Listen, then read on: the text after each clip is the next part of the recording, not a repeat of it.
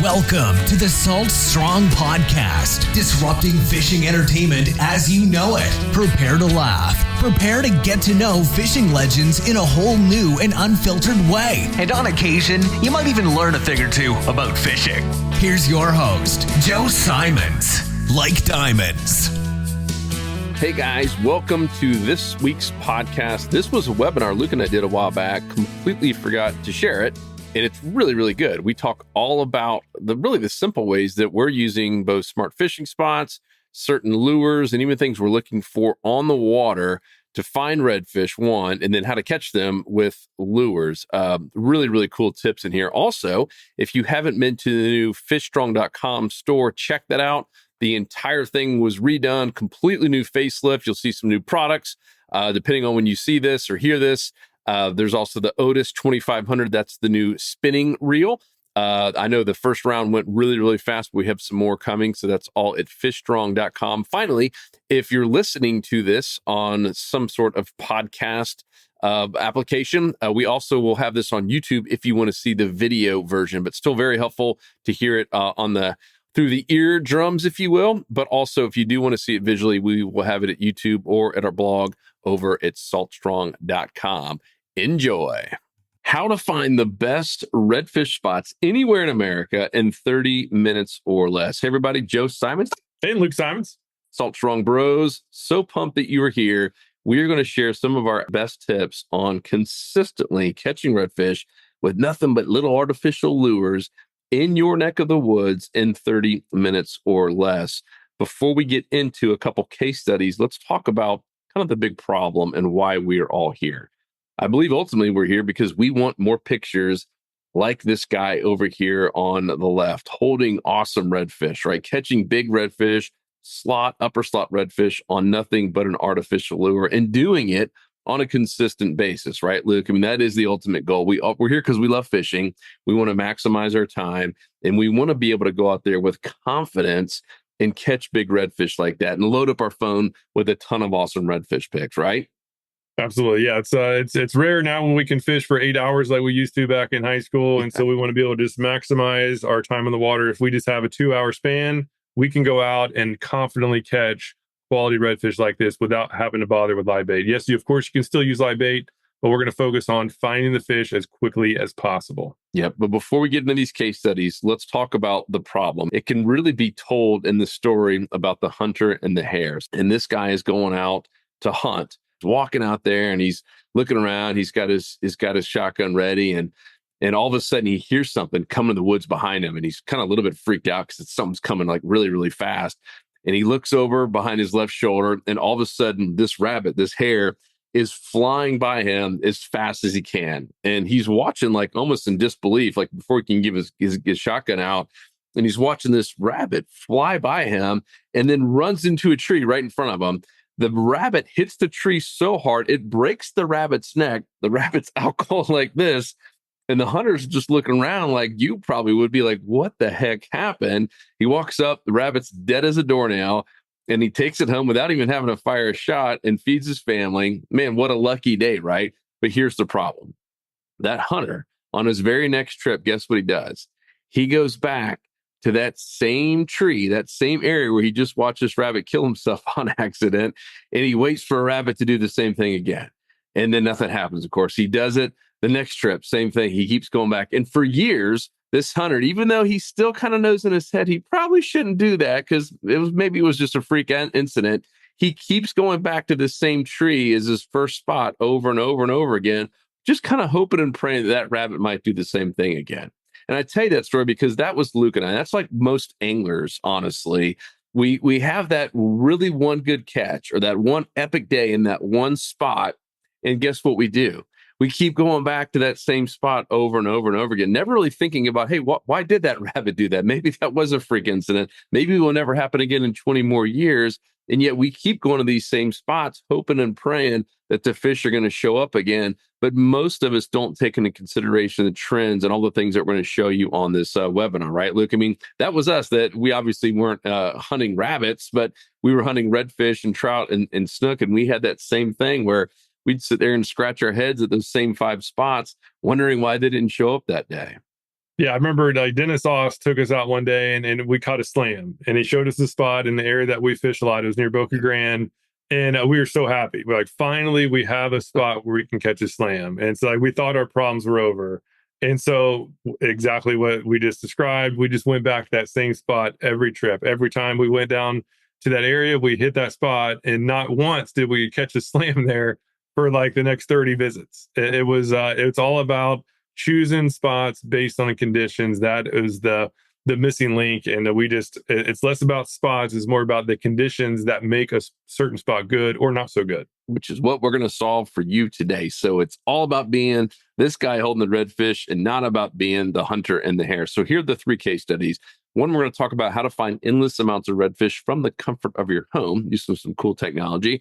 Number 2 is the 3 things to look for on the water that kind of guarantee that redfish are going to be nearby. And then number 3, how to use this one simple lure. We're going to show you our one lure that we always use to consistently catch keeper redfish, even in the heat of the day. First, let's talk about the 90-10 rule, because what we're going to talk about today, pretty much all of it ties into this whole 90-10 rule. And it's that 90% of all the feeding fish, regardless if it's redfish, trout, bass, whatever, they can be found in just 10% of any big area, big or small, at any given time. So in other words, if you want to think about it from a big picture, if you can just eliminate all the dead zones at 90%, all you're left with are the hot zones. Like in here with these circles, like we know that the redfish, if this is 100% of an area, that the redfish are going to be in these 5 spots, which is around 10% of this entire massive area here, Luke, right? Yeah, again, it's all about probabilities. It doesn't mean there's always going to be fish there. This is just where they're most likely going to be. And as I said before, right, this is how you make sure that you put yourself in the right zone so you're not wasting your time and you're just maximizing every second of your trip. Nothing's worse than being in a dead zone, because no matter, you can have the most expensive gear, the most expensive equipment, the fanciest lure, and you're not going to catch anything. Simple as that. So the great news, although redfish move, they are quite predictable once you know the 90-10 secret. And these are 2 nice redfish Luke and I caught here recently using nothing but artificial lures. You can see that one little lure slam shady right there in his mouth. Yeah, and we'll show some footage on exactly how these redfish positioned in this exact area, and it's like night and day. Once you see it, it's hard to unsee it. So you're going to really enjoy the drone footage coming up. I love this quote. We're about to get into case studies here, so don't worry. But this quote just solidifies all of it. Paul Johnson, he wrote the book called The Scientific Angler, one of the top-selling books of all time for anglers who really want to dive into fish biology. And you can read it here. It says, "In any given body of water in which I have dived," because he was the diver that would go down and film all these fish, "less than 10% of the underwater acreage has held 90% of all the game fish population. All too often, the fisherman has absolutely no clue that he cruised by some of the finest fishing areas he could imagine in his wildest dreams." I love that book, by the way. If you haven't read it, as a must read. So let's get into case study number 1, Luke, how to find endless amounts of redfish from the comfort of your home. All right, so we're going to start with some cool drone footage. This is the type of spot that redfish love to hold by. And what we have here, this is oysters. You can see some oysters. We can see some mangroves when we go ahead and start playing it. But what you'll see as we're going in is you can see a lot of mullet, a lot of life. There's a nice redfish right there at the top. We have another red down here hanging with some mullet. And as you'll see, as this camera pans around, is that the redfish are holding close to the structure. In this case, very close to the oysters. Redfish love holding by oysters. Number 1, it holds a lot of food, right? A lot of shrimp and crabs and small bait fish live in and around oyster beds. Also, it's very protective of them. Now, check this out. In this bottom corner, that is a bunch of redfish. Perfect spot. We have oysters. Wow, that's so cool. We have mangroves. And in a second here, you're going to see these reds come out from the shade. So during the hotter months, redfish love to be able to get into some cooler water. And what they'll do is, they'll find areas like this that have multiple forms of structure, that have life, and that also ideally have some shade. That's a nice redfish right there. These are big, these are jumbo mullet, and these redfish are just kind of hanging right in there with them. So our task, right? You can't always get drone footage of every area, but our task is to identify like this type of stuff. Here's where you can see those reds coming out of the mangroves. Check that out. There's like 6 or 7 of them. Wow. Pretty cool. This is what a 90-10 zone looks like. You have a bunch of redfish Plus, you have a bunch of mullet, right? There's just a lot of life. We saw a couple of birds fly through. And again, all it factors in here is to be in the right type of zone, right? But ideally have some structure, ideally multiple forms, and then some bait, some life, and there's going to be redfish. It's as simple as that. So our goal now is to find spots like this from online maps. And so we'll show you how to do this from the convenience of your own home. All right, so now we have an online map. This is a satellite map. And so satellite maps are amazing. I started using these back when like MapQuest came out back in the 90s, and this significantly helped increase the speed of finding good spots. That way, we can use these maps and zoom in and start getting a good understanding of what type of structure are in different areas without having to physically go there. And so as we zoom in, as you get a little bit more skilled, you can start identifying oysters, right? You can kind of zoom in, you can see this oddity on the shoreline, right? It's kind of oval and stands out a little bit. And we have pretty good idea that these are oysters. But with today's technology, this is by far the biggest change and the biggest boost I've ever had to finding spots. This is the system called Smart Fishing Spots. We actually put this together, right? This is 100% created by inshore anglers who just love finding every shortcut possible. Is we have an oyster layer. We have a lot of cool layers. My favorite is the oyster layer because, as I mentioned before, redfish love oysters. Boom! So now, look at that. Isn't that awesome? Yes. So now instead of having to like really get in there into the lowest level detail to find the oysters, now we just turn on the oyster layer and they automatically pop up. So now we can see that one that we're looking at, plus these others. And as we kind of pan around, you'll see that there are a ton of oysters in a zone that I used to not think there were many oysters. I actually fished this area for many years before we had this technology, and I only knew about maybe 10% of these oysters. I didn't know that all these oysters even existed. And for areas like this where the oysters are a little bit sporadic, when you find those oyster zones, that is almost always, at least I can't say it's almost always going to be a 90-10 zone, but that significantly increases the odds that it's going to be one of those 90-10 zones like we looked at the drone footage. So this simple layer, this is one of about 10 layers in this platform. It has just been an absolute game changer for quickly finding those zones that are most likely to hold the most fish. So on top of oysters, it's important to know depth changes, right? Very important, especially in the summer and winter in the extremes. The fish like to be able to go shallower and deeper without having to travel much. The more they have to travel, the more likely they're going to be prone to dolphin and sharks, right, and predators. So, and obviously for areas like this is in Tampa Bay. You can use these satellite maps to get a pretty good gauge of what the depth is, right? This water's pretty clear.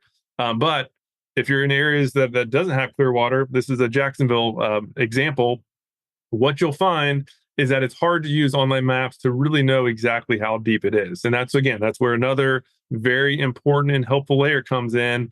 And that is the 1 foot contour, right? As far as satellite maps, this system does have multiple maps to choose from.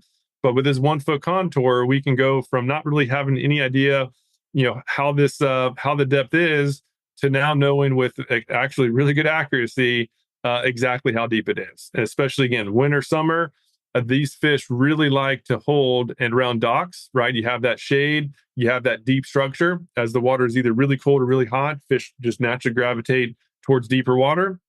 They don't want to be sitting out in the middle of a channel because they have no protection from dolphin, right? They want to be near some sort of structure. And so what I do with this system, this layer, is I just simply go in and I look at docks and I find the docks that go out to the deepest water, knowing that the fish will naturally gravitate towards those zones. So, all right, so let's zoom in here and I'll show you just the quick and easy way to identify which docks are most likely going to hold the most life. So I zoom in, and each of these lines is a foot. And then as we get closer to shore, it gets down to half of a foot. So you can see with very good detail. And this dock, right, this 7.5, that's 7.5, that's 7.5 feet. This dock gets down to about 7.5 feet. This one gets down to about 6.5. This one gets down to almost 12, right? So we have deeper dock and actually more shade, right? A much bigger dock. And this is just almost all going to guarantee that there's going to be more likely more fish here than the other ones, right? And without this 1 foot contour, we just simply would not have known, right? It'd be a total guessing game. You just simply cannot see the actual depths. And this little trick has saved me countless hours of having to go and actually fish the docks to learn the hard way. And I mentioned before that, the 1 foot contours, aren't quite as helpful in in areas like Tampa Bay, but it still is, especially again in the extremes where we can turn on the 1 foot contour. And now when we can see the depth changes, we at least know about how deep it is, right? So like in this one, this channel only gets down to about 3 or 4 feet, whereas this one gets down to about 8 or 9 feet. So we know that water in the summer, this water is going to be cooler, right? It's gonna have more dissolved oxygen than this little shallower zone that is not quite as deep and doesn't have quite as much water flow. So Yep. again, even in areas with clear water, this 1 foot contour is certainly helpful. And as far as areas that don't have clear water, the 1 foot contour is an absolute game changer. So again, this newer technology has been just a huge saver of time, and for those who know how to use it, of course. And this is again part of that Smart Fishing Spots overall platform. Yep. And earlier, Luke, you shared something that I want to make sure that we repeat because it's critical, and it's maximize the amount of structure, different types of structure. You maximize the chances that you're going to be in that 90-10 zone, that you're going to find redfish. And I think what a lot of people, they hear structure and think of docks, they think of oysters, but another type of structure is a depth change. We had Kent Hickman, who is, won tons of money in tournaments and is the main director and the head guy for all the Power Pole Redfish series. So he gets to fish with the best of the best in the world. And he's like, those are the two things I look for. I'm looking for oysters that have shallow water, that have a depth change nearby. And so he personally uses Smart Fishing Spots. He's an insider member. And so he uses things just like this to say, oh, cool, look how tight those lines are. So the tighter the lines, the quicker it's dropping. You got oysters nearby, you got mangroves. So these are all types of structures. Like this would be an ideal spot to catch redfish, just all from the comfort of your home. I mean, how cool is that without even having to get on the water? Yeah, so again, that 90-10, right? The fish hanging around this oyster bed have left distance to travel at the low tide when they have to push off. It gets too shallow. Now they can hold right on this edge, right? This is a grassy edge going from 2.5 feet down to about 5.5. At low tide, they'll be holding right here. And then at high tide, they just have to swim 30 feet and they're back to that comfort of their oysters and the mangrove. So all else being equal, right? This little zone is going to be a better 90-10 than say this bed right here, which has further distance. It's really as simple as that. It's just it's all about putting the odds in our favor that we're going to put ourselves in the areas that have the most fish. And this technology has just been a game changer for making that happen. Yeah. Isn't that cool, guys? And once again, this works everywhere. It works in Texas. It works all over Florida. We've had coaches and we've got 50,000 plus members who use this every time that they're going fishing. And let's move on to case study number 2. All right, case study number 2, the 3 things to look for on the water that almost guarantee redfish are nearby. So case study number 1, we talked about how to find the good spots from the comfort of your home. Now, once you're out there, here's some things to look for to essentially guarantee that you're going to have a shot at catching some fish. So let's get into that with some more B-roll there, Lukey. All right, so we're going to go back to some cool drone footage. And as you can see here, this is just a nice looking grass flat, nice and healthy, but we don't see any fish, right? We're going pretty slow and we're not seeing much. There's at least a prop scar there. It's looking for anomalies like potholes. But here in a second, when we come close to this island, it's going to have what we call the ABC. Number 1, ambush point, A for ambush. So we have some ambush points. Number 2, B is for birds and bait. As you can see in those mangroves, you can see the birds, and also C is current flow. And so we do have some current flow coming on this zone. And the fact that we have all these items, right? The ABC, we have the birds, and as you can start seeing here, we have a bunch of redfish holding right up here closer to the trees. So what they want to be able to ambush their food, and boom, check this out. Those are some really nice redfish holding in close proximity to the mangroves, right? That's really what they're significantly using to ambush their food. There's some oysters on the back side of this. We have redfish there, another one there, about 5 or 6 of them here, another one. And there's surely some more up under the shade that we can't see. Find the ABC, and you're going to significantly increase the odds that you're going to get onto some feeding fish. For many years, we would have spent most of our time on that nice looking grass flat, thinking the fish would be out there, and they flat out weren't there, right? No matter what we would have thrown, we wouldn't have caught anything. And had we just gone to areas like this that have more forms of structure, that have the birds, that have the most life, this would have, of course, skyrocketed our catch rate. You can see these fish look nice and happy.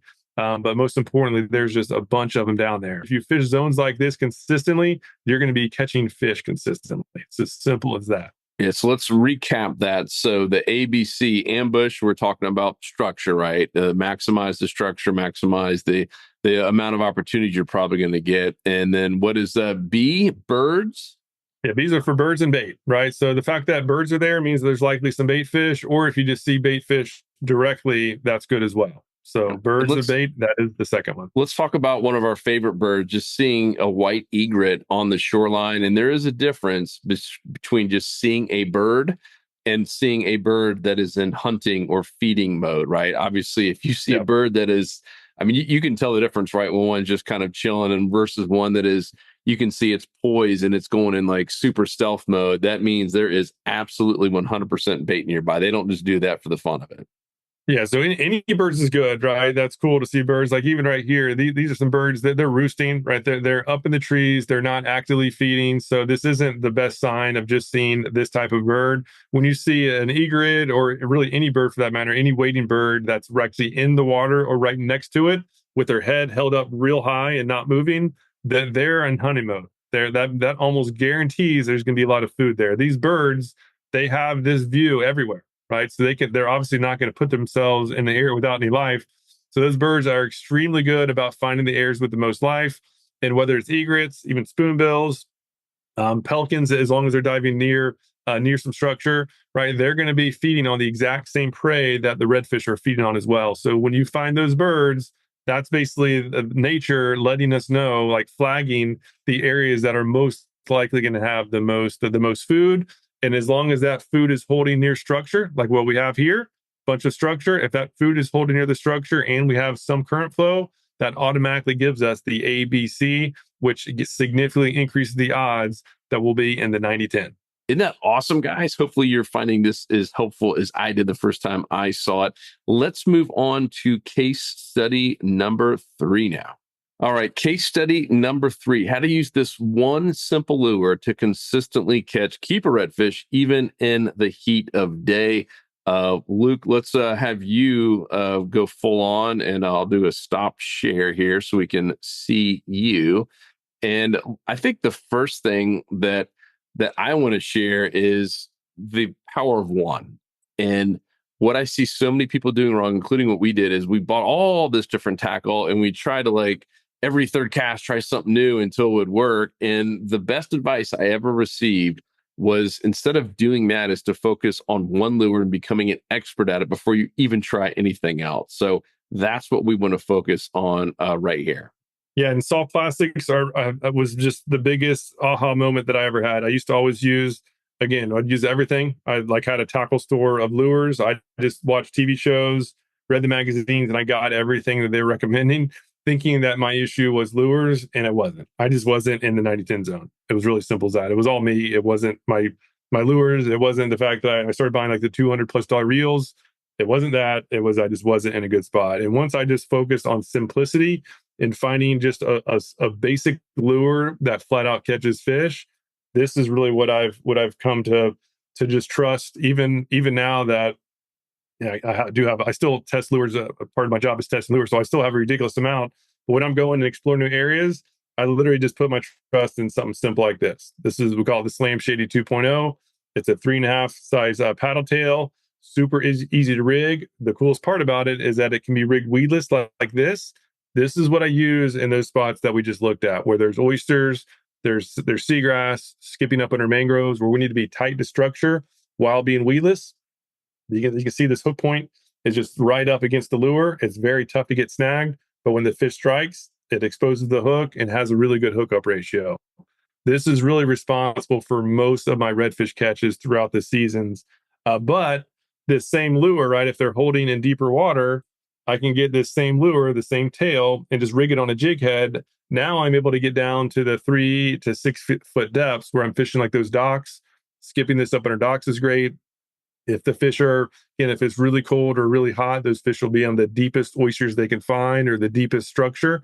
And that's where the jig head rigging has the most success. But the cool thing about this, it's just super easy. Anybody can do it. The tail does most of the work. As you move it, the tail just does a nice little flutter. and attracts attention and flat out get strikes. So if you want to get good at lures, we always recommend starting with just one. And if you're going to start at one, this would be the one to start with. It's just nice and small. It'll catch fish throughout the seasons. Yes, there's going to be situations where others are better, but this can still get the job done in most situations, and be an expert in one before you try to be good at a lot. That's again a lesson we learned the hard way after spending lots of money on equipment and changing lures every second. Change your spots before you change your lure. In most cases, that's the best option. And then when you find that good spot, practice your rigging, which we of course teach all that as far as exactly how to rig and exactly what to rig them with for each depth range. And once you do that properly, you're going to find that you're going to be catching way more fish than ever before without bringing nearly as much tackle as you used to. All right, let's go through some of the other features, some of these other layers that are inside of this app, both on the app version and the desktop version. So let's pull that up real quick. All right, so we're going to go back to the original map we were looking at. Let me just zoom out so you can see what's happening here. So this layer section has our various layers. We can turn off 1 foot contour. But what we have here is we have multiple satellite views, which is awesome. And we talked about before the smart spots. This is an exclusive layer we have where you have some AI in place here where the system will look at the actual day, right, the time of day, and it's based on this red line. So we can look at the tide chart, we can see what the tide's doing, what the weather's doing, and then we can move this line around, and what the system will do based on this exact time. It looks at the weather, right? What's the wind doing? It obviously knows what season we're in, what the pressure's doing. Is it rising, staying steady, or going down? And based on that information, it'll start highlighting the zones that are most likely going to have some feeding fish. Red is the best, then yellow, and down and so forth. So again, this just takes some of the onus off of you to know exactly where the fish are going to be. And of course, it's not designed to be the one all be all, but this will just help make sure to guide you to focus on some areas that are most likely going to have some good action. Yeah, we created it with just the in mind of having the ultimate 90-10 shortcut as a guide. I still personally, I will look at them, but I like to use all these different layers. So look, if we can pull up a few more layers, maybe even turn smart spots off and, show the 4K satellite, show some of the shade relief and the marine charts, all the other cool features we have on here. Yeah, so as far as the satellite maps are amazing, but there are some issues. We'll just zoom in down to this zone, so we can basically see there's really not much to be seen here. Obviously, we have the oysters. That's because we still have the oyster layer on. But just a traditional satellite map is good. But there's some cases there's just not going to be very clear data. But with this, we have multiple maps. We have normal, which is Google. Then we have Bing. So that now we have better, right?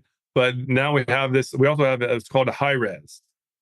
This is almost always the best, right? And that is a noticeable difference on that high res to the other two. Now we can clearly see where these troughs are.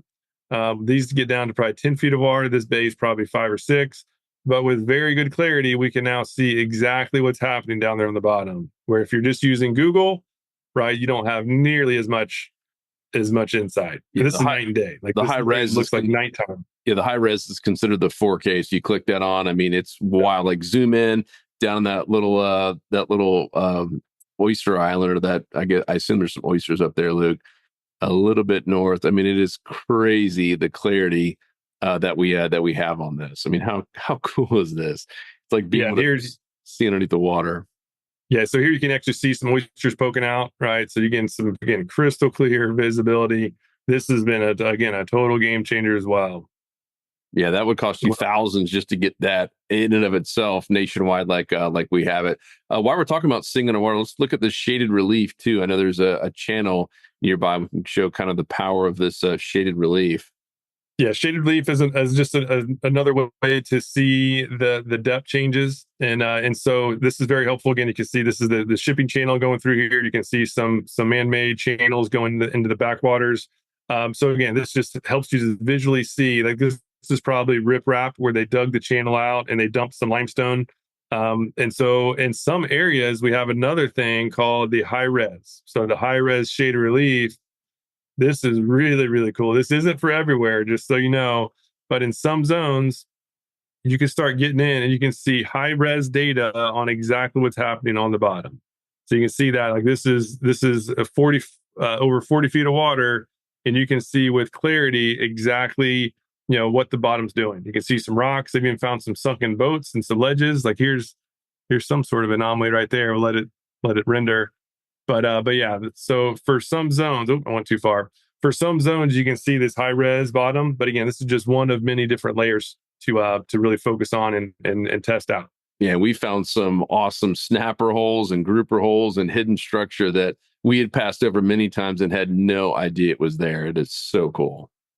Yeah, and then for the navigation, right, we have the marine chart. This obviously, as you zoom in, you can see the exact depths. So again, all the data, basically this is all designed for fishermen to help make sure that you can find the good spots, you can get to them and back safely. And where you have all the weather data, right, tides and weather all here was very nice, easy to read everything by hour. You have it's supposed to be pretty rainy here today, as you can see, but we have the wind, we have the tide chart, and these columns in the background, those are the feeding scores. So it actually gives you the time of day that is most likely to have the most, the best bite. So again, it's all basically trying to make this whole effort of catching a ton of fish as easy as possible for you. Yep. And Luke, if you could turn some of that off, and let's show the public land too. That was another feature that, once again, most apps charge $100 just for the public land. And I found some really, really cool places to fish from shore. So this is really helpful if you're on vacation or if you're just a land-based angler in general. And in a second there, it'll highlight every area in really from Texas all the way up to Virginia that is public property, meaning government-owned, state-owned, city-owned, parks. And some of these little properties are things that we've passed by before and had no idea that we could legally go out there and fish from them. So this is incredibly helpful. If you click on them, it'll tell you who owns it, if there's, any restrictions, et cetera, if it's open access, how many acres. Really, really, really cool stuff. And as I said, there's apps that charge $100 a year just for this one layer in and of itself. Yeah, and same for launch spots as well. So if you're a kayaker, or even if you like wade fishing, these launch spots show publicly accessible areas where you can launch a kayak or even do some wade fishing. So again, really, really cool that I was able to find some. I lived in the Tampa area for many years, and some have popped up that I never knew existed as well. So and all the data is here for you to make your life as easy as possible. Yeah, we even had a guide up in the panhandle in between Alabama and Florida that found one that he lived there and guides there. And he's like, I had no idea I could legally fish from this spot until he checked the app. And same over in Texas. We've had some pretty hardcore anglers over there report back on all the different new spots that they've found that they can do their wade fishing for big trout. So super, super helpful. Yeah, and as you'll see, we let it load, and there's inland spots as well. So obviously we focus on saltwater fishing. There is a lot of data for freshwater. But again, whether you're on any part of Florida, really anywhere in the Southeast, this platform has everything locked and loaded for you. All right, guys, I hope you found that helpful. This is just a taste of what we're doing every single week over in the Insider Club, and just a taste of what the app can do. So next step is to go to saltstrong.com/pricing. I'm on the page right here, and pick the membership level that you would like to join. If you're already a member, of course, you don't need to do that. You just go in and you already have access to everything. We do have 3 levels. We heard from a lot of you saying, well, hey, some of you only want the app and the tackle discount. Some want all the different courses. Some want, live coaching. We have it all. So regardless of where you are, and regardless of what type of angler you are, from wade fishing, shore fishing, kayak fishing, skiff fishing, big bay boat fishing, regardless of where you live, from Texas to Florida to Virginia, anywhere in between, we have a level for you. And we have members just like you in our community of now almost 60,000 members. So go here to saltstrong.com/pricing. You'll be able to get access. And right now, when you sign up, we're giving some free tackle gift cards that you can use immediately in our tackle store, where as a member, you're going to save 20% or more. Any questions or anything, hit us up. Thank you guys so much for all your support. Hope to see you inside the club. 'Cause fishing, it's in my soul.